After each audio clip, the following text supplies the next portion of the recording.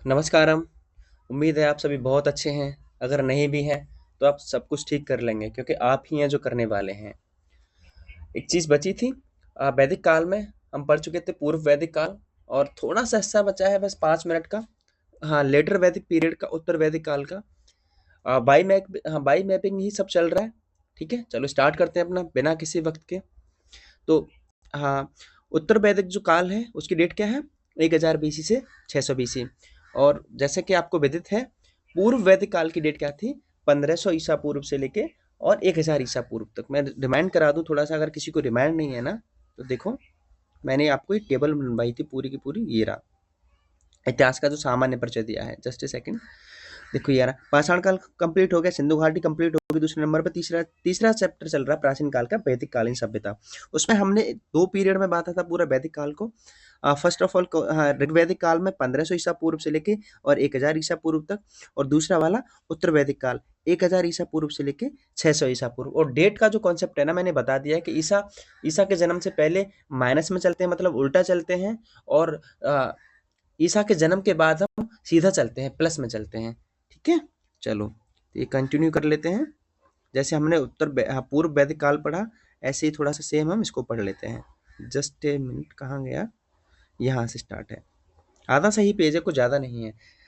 अब बात क्या हुई थी कि देखो, पूर्व वैदिक काल में 1500 वाले में, 1500 से 1000 बीसी में, वहाँ पे iron, sorry, bronze and copper वो लोग यूज कर रहे थे। आयरन का उनको पता नहीं था। लेकिन जैसे जैसे थोड़ा सा नीचे आए उत्तर वैदिक काल की तरफ, तो वहां पे क्या हुआ? आयरन की खोज हुई। जब आयरन की खोज हुई तो समझ रहे हो, आयरन की खोज के बाद में तो बहुत सारी चीजें नॉर्मलाइज हो जाएंगी, बहुत सारे यंत्र बनने लगेंगे, खेती सरल हो जाएगी। अब युद्ध होने लग जाएंगे क्योंकि इसके आयरन से क्या होगा, बड़े लेवल पर हथियार बनने लगेंगे, तलवार बनने लगेंगे, भाले बनने लगेंगे। ओके, तो आयरन का ये काम होता है। ठीक है, तो आयरन की खोज कहाँ हुई है? लेटर वैदिक एज में, मतलब उत्तर वैदिक काल में। अब इसकी ज्योग्राफी, अब देखो मैंने पूर्व वैदिक काल में क्या हुआ था, ये केवल आयरन कहाँ थे? नॉर्थ इंडिया की तरफ थे। जैसे ही आयरन की खोज हुई तब क्या हुआ, ये लोग साउथ इंडिया की तरफ आ गए, भाई शिफ्ट हो गए। भाई इनके पास थोड़ा सा धन धान्य आ गया, खोज हुई तो चीजें सरल हुई। जंगलों को काटने के लिए इनको साधन मिल गए, लोहा मिल गया, लोहा से तलवार बनाई उन्होंने। बात समझ रहे हो ना? तो क्या हुआ है, साउथ की तरफ बढ़ने लगे, ईस्ट की तरफ बढ़ने लगे। तो इनकी सोशल लाइफ देख लेते हैं कैसी है। अब क्या हुआ, पहले क्या था? अब पहले पूर्व वैदिक काल में क्या था? कास्ट सिस्टम नहीं था। क्या नहीं था?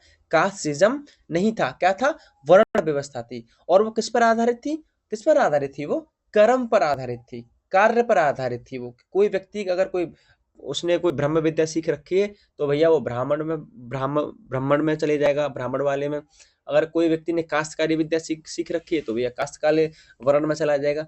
लेकिन अब क्या हुआ, जातिवाद का रूप। अब कास्टिज्म पूर्ण रूप से विकसित हो गया। और कास्टिज्म किस पर आधारित होता है? जन्म पर आधारित होता है। ओके, जो व्यक्ति अगर एससी कास्ट में पैदा हुआ है तो वो पूरी जिंदगी कितनी ही प्रयत्न कर ले, कास्ट आधारित जाति समाज में वो व्यक्ति उसी वर्ण में रहेगा, ना कि उच्च वर्ग में, ना कि ब्राह्मण में बन सकता है। दैट्स इट, ये समझ आ गया ना आपको? ओके, इस समय भी दो आपको इंटेलेक्चुअल वुमेन्स रही, गार्गी रही, मैत्री रही, इनके भी हम नाम याद रखेंगे। और आश्रम व्यवस्था क्या हुई? विकसित हुई। इस समय आश्रम व्यवस्था विकसित हुई, ब्रह्मचर्य की, गृहस्थ की, वानप्रस्थ की, संन्यास की। देखो कई सारे लोगों को ना कंफ्यूजन होता है कि यार वानप्रस्थ और संन्यास में क्या फर्क होता है, तो देखो थोड़ा सा यहाँ से क्लियर हो जाएगा आपको। ब्रह्मचर्य कब तक रहते हैं? 25 साल। गृहस्थ कब तक रहते हैं? ये 0 से 25 है। गृहस्थ 25 से 50 साल। वानप्रस्थ का है, तैयार होते हैं ताकि संन्यास लेने के लिए सब विद्या सीख सकें। ये तैयारी होती है 25 साल के अंदर। 75। और संन्यास कब लेते हैं? 75 से 100। ये आश्रम व्यवस्था है। क्या थी? अब समझ आया ना कि 4 आश्रम कौन कौन से, 4 वर्ण कौन कौन से? ब्राह्मण, क्षत्रिय, वैश्य, शूद्र। और 4 आश्रम कौन कौन से? आश्रम व्यवस्था कौन सी है? ब्रह्मचर्य, गृहस्थ, वानप्रस्थ या संन्यास। ओके, तो वर्ण व्यवस्था और आश्रम व्यवस्था समझ आई ना? अब इस इसकी पॉलिटी की बात कर लेते हैं। तो क्या होता है कि ट्राइब्स मिलकर क्या बनाते थे? साम्राज्य बनाने लगे थे। भाई छोटे छोटे जो ट्राइब्स थे वो क्या साम्राज्य बनाते थे मिलके। अरे मतलब साम्राज्य को तब छोटा छोटा ट्राइब मिला ना, वो थोड़ा सा उसने बड़ा एरिया कैप्चर करा। तो उस बड़े एरिया को क्या कहते थे, वो राष्ट्र कहते थे। क्या कहते थे, राष्ट्र कहते थे। और हर राष्ट्र का जब यार कोई बड़ी कम्युनिटी बन गई तो उसका कोई नाम भी तो होगा ना, तो हर राष्ट्र का अब नाम भी होगा, तो उसी पर उसके आधार पर ही उसका नामकरण होता था। जैसे कुरु राष्ट्र हो गया, पांचाल राष्ट्र हो गया। लेकिन एक बात ख्याल रखना कि स्टैंडिंग आर्मी नहीं थी इस टाइम पर भी। स्टैंडिंग आर्मी बोली तो जो अपनी आर्मी होती है, हर टाइम 24 घंटे अगर कोई चीज युद्ध होता है तो हर टाइम कोई रिजर्व आर्मी होती है, ठीक है, ऐसी व्यवस्था नहीं थी। तब क्या होता था, लोगों को इकट्ठा किया जाता था, ठीक है। यहाँ लिखा है मैंने स्पेशली मेंशन करके पॉइंट कि स्टैंडिंग आर्मी नहीं थी। आयरन की खोज हुई तो हथियार बने और घातक लड़ाइयाँ शुरू हुई, ठीक है, मैंने यही तो समझाया था ना ऊपर। अब बात करते हैं इस एज में कुछ अधिकारी थे, उनके नाम याद करते हैं क्योंकि पूछ लिया जाता है। तो देखो, टैक्स कलेक्टर को क्या कहते थे, या फिर ये पूछ लेता है कि भागदूह कौन है, कौन है भागदूह, जस्ट ए सेकंड, कौन है भागदूह, टैक्स कलेक्टर को कहते हैं। संग्राहिती किसको कहते हैं, ट्रेजर को कहते हैं, ट्रेजर्स को। अरे जो राजकोष का जो अध्यक्ष होता है, हाँ इसमें कंफ्यूज मत कर लेना, भागदूह कौन है, टैक्स कलेक्टर जो कर का संग्रह करता है, और राजकोष राजकोष का जो अध्यक्ष रहता है उसको क्या कहते हैं, संग्राहित कहते हैं, ट्रेजर कहते हैं, ओके। सेनानी कौन है, सेनापति। और रत्नानी कौन है, राजा का मुख्य सलाहकार, जो मेन एडवाइजर होता है, ओके, जो आज की सलाह में कैबिनेट सचिव रहता है ना, मुख्यमंत्री के और पीएमओ में पीएम जो पीएमओ रहता है, प्राइम मिनिस्टर ऑफिस में जो सचिव रहता है, वही इस तरह के, पहले रत्नानी क्या नाम था, उसी का नाम था, जो राजा का जो मुख्य सलाहकार रहता था। बात यहाँ तक ठीक है ना। चलो इकोनॉमी की बात कर लेते हैं। अब देखो, जब आयरन का जब खोज हुई तो कृषि सरल हुई, सीधी सी बात है। पशुपालन तो पहले से था उनका, तो अब अर्थव्यवस्था किस पर आधारित हो गई, पहले पशुपालन पर थी प्राइमरी, अब क्या हो गई, अब कृषि पर आधारित हो गई। याद रखेंगे अपन, किस पर आधारित हो गई, अब कृषि पर आधारित हो गई। और नए नए देवता बने, जैसे प्रजापति, दक्ष, विष्णु और रुद्र।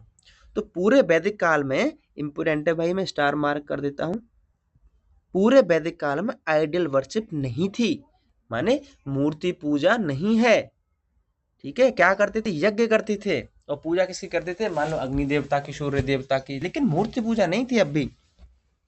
तो अब 3 से 4 प्रकार के यज्ञ होते थे, जैसे राजसूय यज्ञ, अश्वमेध यज्ञ, वाजपेयी यज्ञ, अग्निशोतमा यज्ञ, ठीक है।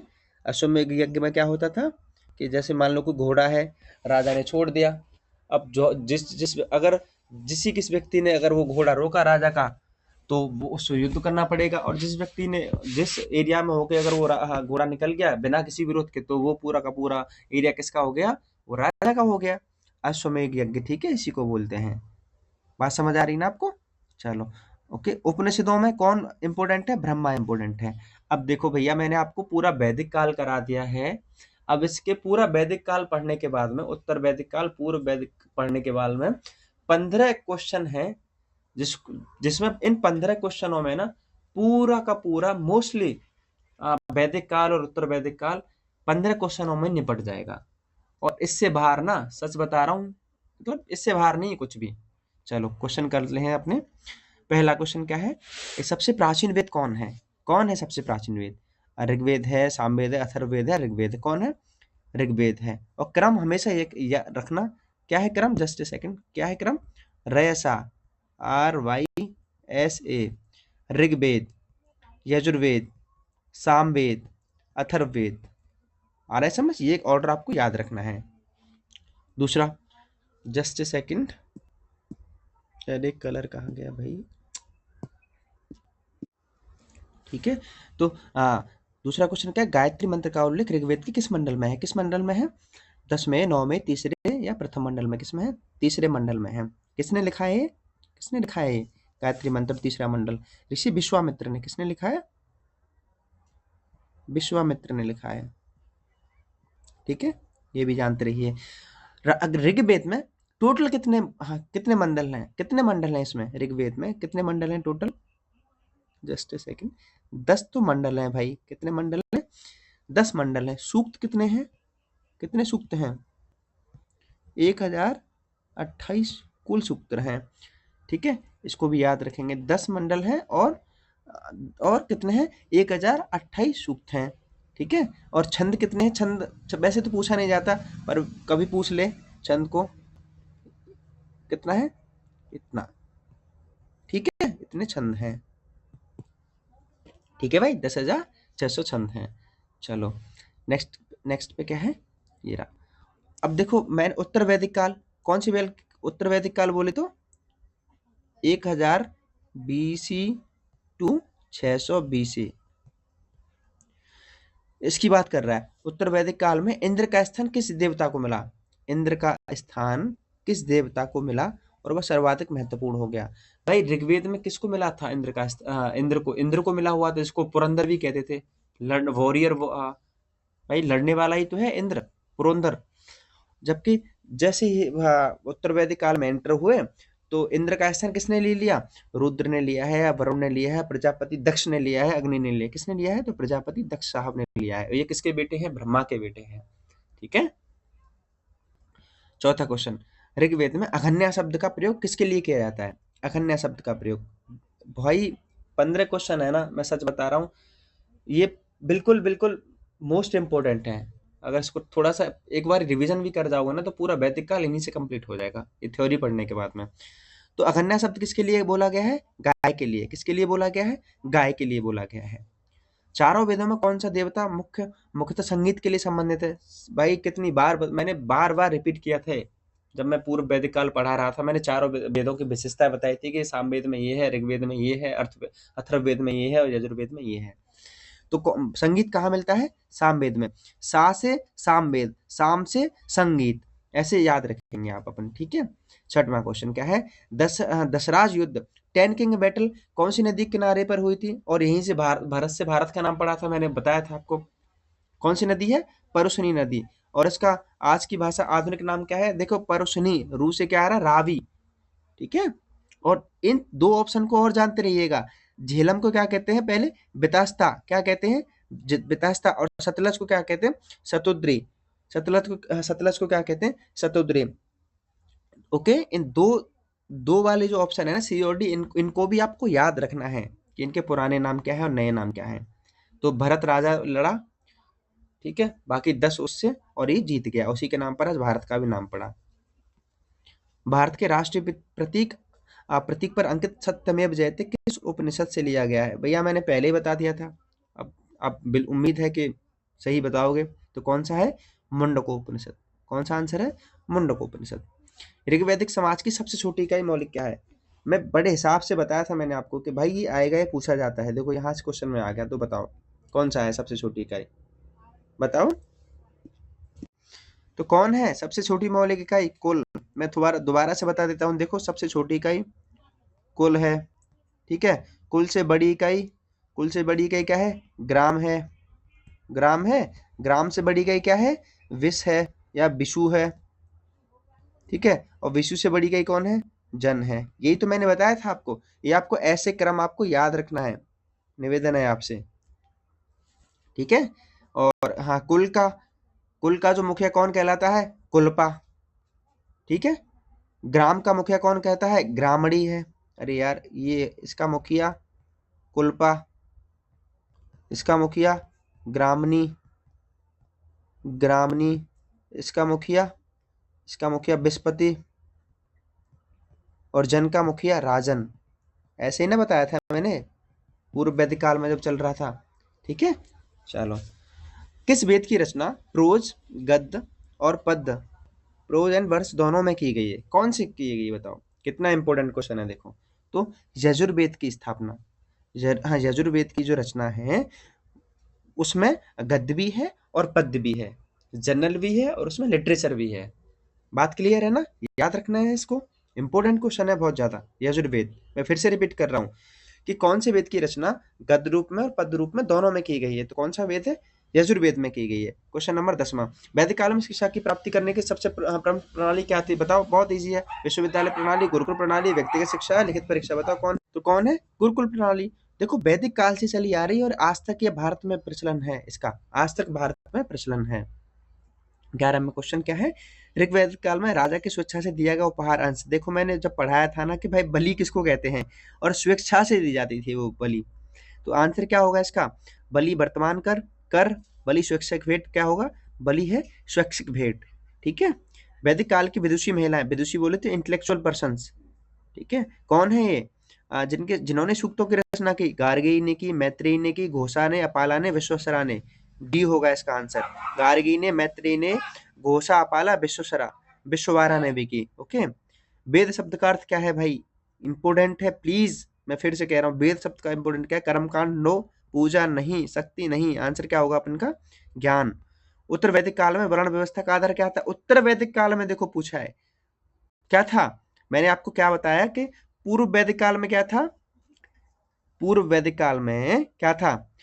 कर्म था, योग्यता थी। उत्तर वैदिक काल में क्या है? वर्ण व्यवस्था का आधार जन्म है, जन्म पर आधारित होगा। कास्ट सिस्टम आ गई ना। वह वैदिक साहित्य से मोक्ष साल्वेशन की चर्चा मिलती है। ये पूछा जाए इनडायरेक्टली क्वेश्चन, पीवाईक्यूज भी हैं इसमें। तो साल्वेशन की चर्चा कहाँ मिलती है? उपनिषदों में मिलती है भैया। कहाँ मिलती है? उपनिषदों में मिलती है। तो प्राचीन भारत आपका हो गया, पाषाण काल हो गया आपका, सिंधु घाटी सभ्यता हो गई, और वैदिक काल हो गया आपका। अब चलेंगे आपके बुद्ध और जैन धर्म, उसके बाद महाजनपद काल। ठीक है। दो यूनिट और बची, एक यूनिट बची है, थोड़ा सा 2 से 3 क्लासेस में कंप्लीट हो जाएगी, तो पूरा का पूरा आपका एनिसेंट इंडिया खत्म हो जाएगा केवल 8 से 9 क्लास में। ठीक है। उम्मीद है मुझे आप दोबारा से रिवीजन करते रहना, और बहुत इन्फॉर्मेटिव होने वाली है आपके लिए। मिलते हैं नेक्स्ट वीडियो में, बने रहिए। Have a good day. जय हिंद।